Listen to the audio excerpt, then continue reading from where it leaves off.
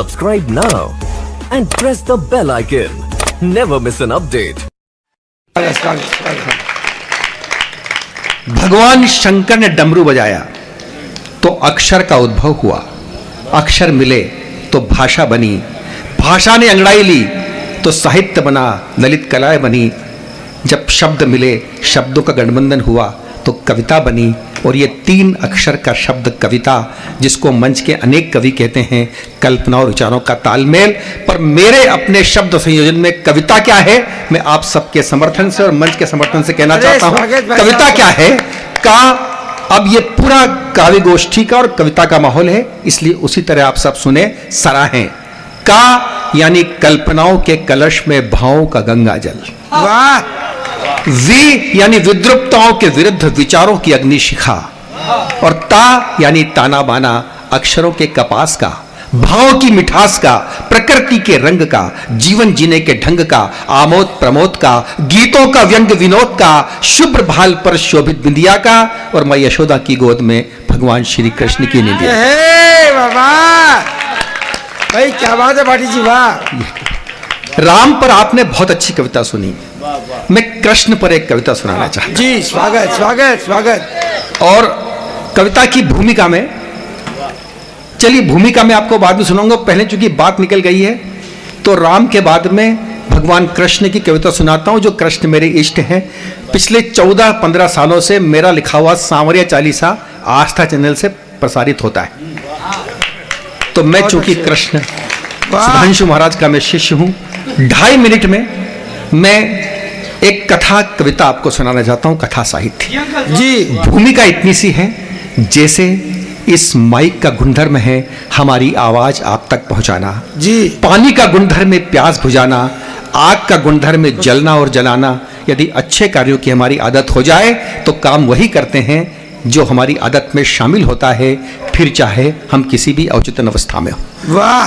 भगवान कृष्ण 16 कलाओं के मालिक, 16 कलाओं के मालिक को 16 पंक्तियां भेंट करता हूं, ये निवेदन करते हुए कि 15 पंक्ति ताना बाना है, एक पंक्ति की कविता है जो 16वीं पंक्ति है। जी स्वागत। आपके दिल में जो भी आपके आराध्य विराजते हो, रामकृष्ण गौतम मोहम्मद महावीर, उनके चरणों में यदि कविता के पुष्प रखने में कामयाब रहूं तो काप्रेन के कविता के शहर, तेजाजी के शहर के लोगों का प्यार ले जाकर अपने मालवा उज्जैन जाना चाहता हूं। मैं कविता शुरू करता हूं। स्वागत भाटी साहब, स्वागत स्वागत। और जहां आपको लगे कि कृष्ण और घंटी के संवाद में कोई बात आपको हो गई तो तालियों को रोकना मत। आज का मेरा सबसे बड़ा पारिश्रमिक वही होगा। आपके दिए हुए पैसे खत्म हो जाएंगे, पर आपका दिया हुआ प्यार, आपका दिया हुआ धन, आपका दिया हुआ जो प्यार है वो कभी खत्म नहीं होगा। वाह स्वागत। मैं कविता शुरू करता हूं जी।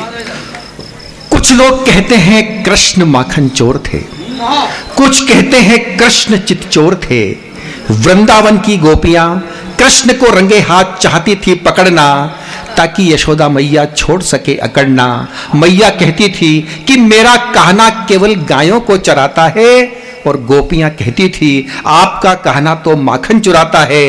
तो सब गोपियों ने एक जुगत निकाली, सबने माखन मटकी के साथ आरती के समय बजने वाली एक एक घंटी लटका दी, और कमरों में तालों के बजाय केवल कुंडी अटका दी।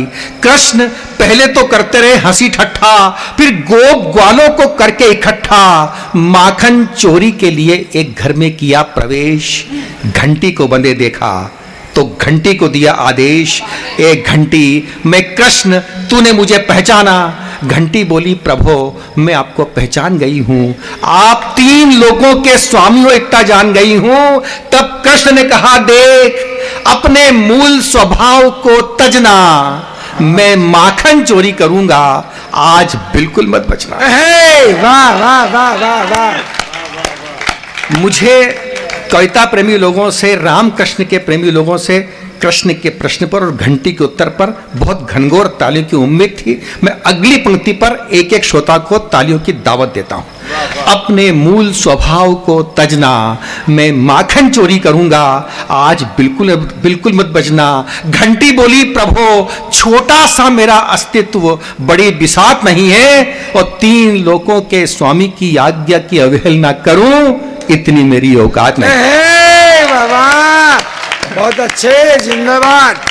और मैं आपसे अब नाश्ता करता हूं खुद जी। रोकना, सहजना, इकट्ठी करना। हम आखिरी में कृष्ण तेजाजी महाराज की आराधना करेंगे। कृष्ण मन सुखा के कंधे पर चढ़े, घंटी नहीं बजी। कृष्ण के हाथ माखन मटकी की ओर बढ़े, घंटी नहीं बजी। कृष्ण ने मटकी को हिलाया, घंटी नहीं बजी। कृष्ण ने माखन गोप ग्वालों को खिलाया, घंटी नहीं बजी। कृष्ण ने दूसरी मटकी पर हाथ डाला, घंटी नहीं बजी। कृष्ण ने मटकी में से माखन निकाला, घंटी नहीं बजी। और कृष्ण ने माखन जैसे ही अपने मुंह में डाला, घंटी बजने लगी। दोस्तों, यहां समाप्त हो गई 15 पंक्ति। अब आती है 16वीं पंक्ति, जिसकी कविता है। इसको आपको कैसे सुनना है? जैसे रामकृष्ण के मंदिरों के शिखर कलश होते हैं, आपके सर के ऊपर बजती हुई ताली कितने भक्ति भाव से, कितनी आस्था से, कितनी शक्ति से और कितनी देर तक बचती है, ये आपके भगवान तेजाजी के रामकृष्ण के मंदिर के प्रति आपके भाव का परिचायक होगा और कविताओं के प्रति आपके भाव का परिचायक होगा। तो कृष्ण का प्रश्न, घंटी का उत्तर, मंच सहित एक एक व्यक्ति का तालियों के माध्यम से मंदिर के शिखर कलश का मजबूती से निर्माण। कृष्ण है नाराज, घंटी तेरे कारण ही रंगे हाथों पकड़ा जाऊंगा आज। तब घंटी ने उत्तर दिया प्रभो, घंटी ने उत्तर दिया प्रभो, सालों साल का मेरा शाश्वत स्वभाव कभी सो नहीं सकता प्रभो, सालों साल का मेरा शाश्वत स्वभाव कभी सो नहीं सकता। अरे 3 लोकों का स्वामी स्वयं भोग ग्रहण करे और मैं बजू नहीं ऐसा। बाबा, जिंदाबाद भाटी जी, जिंदाबाद। बहुत अच्छा, क्या कविता, वाह भाई, वाह वाह वाह वाह, बहुत अच्छा सर, बहुत अच्छा। स्वागत आपका। 3 लोकों का स्वामी स्वयं भोग करे और मैं बजू नहीं ऐसा। ऐसा हो नहीं सकता। राजकुमार जी, इसी भाव की 4-6 पंक्तियां मैं आपको। जी जी जी, स्वागत। माहौल थोड़ा सा आध्यात्म जैसा हो गया है। मेरा अध्यात्म बड़ा प्रिय विषय है। हम यदि कृष्ण के हो जाते हैं तो भगवान कृष्ण हमारे कैसे हो जाते हैं? जी, स्वागत। एक दिन यशोदा मैया ने बुलाया सारे गोप ग्वालों और ब्रजवासियों और गोप ग्वाल को। मैं देखना चाहती हूं सबसे ज्यादा कौन कौन चाहता है मेरे नंदलाल को। होते होते सांझ सकारे वो सब पहुंच जाए नदिया के किनारे। नदिया के तीर, यमुना के तीर, भीड़ लग गई भारी, क्योंकि कृष्ण की दीवानी थी ब्रजभूमि सारी। वहां का दृश्य, यमुना के इस छोर से उस छोर और उस छोर से इस छोर बंधी हुई थी कच्चे सूत की डोर। मैया ने कहा, जो इस कच्चे सूत की डोर पर चलकर इस छोर से उस छोर इस छोर से उस छोर जाएगा और उस छोर से इस छोर आएगा, वही मेरे कृष्ण का सच्चा दीवाना कहलाएगा। ये घड़ी आपके इम्तिहान की मैं देखना चाहती हूं, कृष्ण के लिए कौन कौन बाजी लगाना जानता है अपने जान। वाह, बहुत अच्छे, क्या पसर गया सन्नाटा, छा गया मौन, कच्चे सूत की डोर पर चलकर मरना चाहता है कौन? सबने कहा मैया, ये काम हमें करना नहीं है, हम कृष्ण के लिए जीना चाहते हैं, हमें कृष्ण के लिए मरना नहीं। वाह, चारों तरफ उदासी छा रही थी। गौर से देखा तो भीड़ को चीरती हुई राधा रानी चली आ रही थी। राधा जी के सामने रखा यही प्रस्ताव। राधा जी ने आओ देखा ना ताओ और चलकर कच्चे सूत की डोर पर पहुंची उस छोर और लौट आई इस छोर पर। मैया ने कहा, राधा, क्या तेरे पास इनकार का स्वर नहीं था और क्या इन सब की तरह तुझे मरने का डर नहीं था? तब बोली राधिका, भगवान कृष्ण की अनन्य साधिका, मैया, मैं कृष्ण प्रेम में बड़े से बड़ा काम कर सकती हूं। लोग कृष्ण के लिए जीना चाहते हैं, मैं कृष्ण के लिए लाखों बार मर सकती हूं। बाबा भाई, जिंदाबाद। लेकिन राजू भैया, मेरी कविता शुरू होती है यहां से। अभी तक मेरी केवल भूमिका। बहुत अच्छे। लेकिन मुझे वैसा ही आपका प्यार चाहिए जैसा आपने घंटी पर दिया। मेरा मन खुश हो जाएगा, मैं प्यार लेकर अपने शहर जाऊंगा भाई साहब।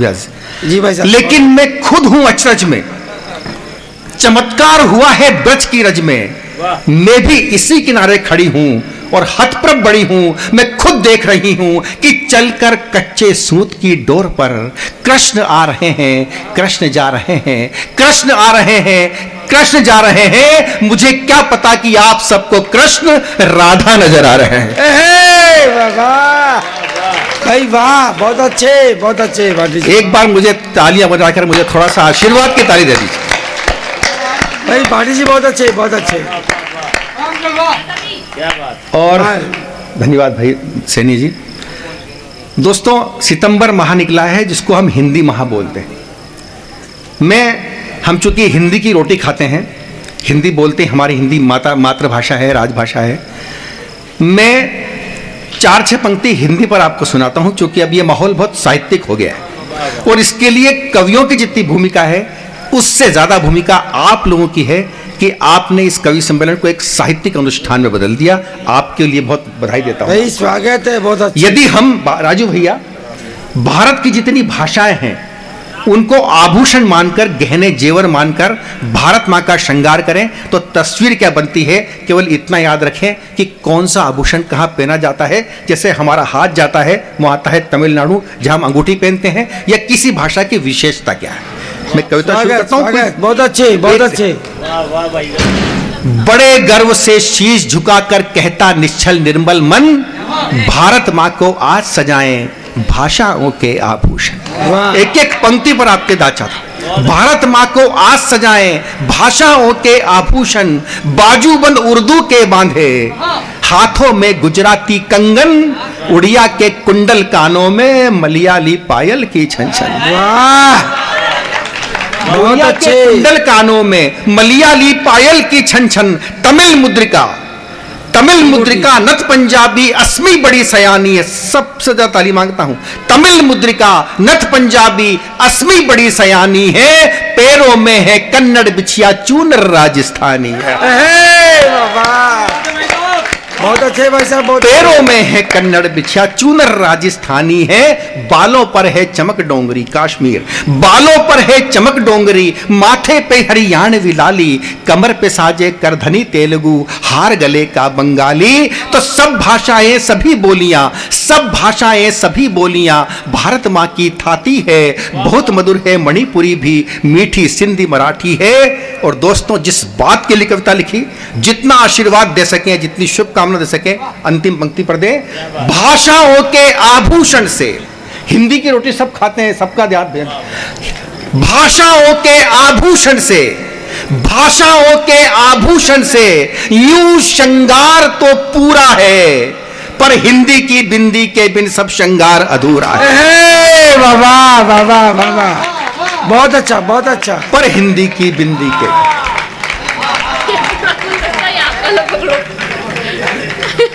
धन्य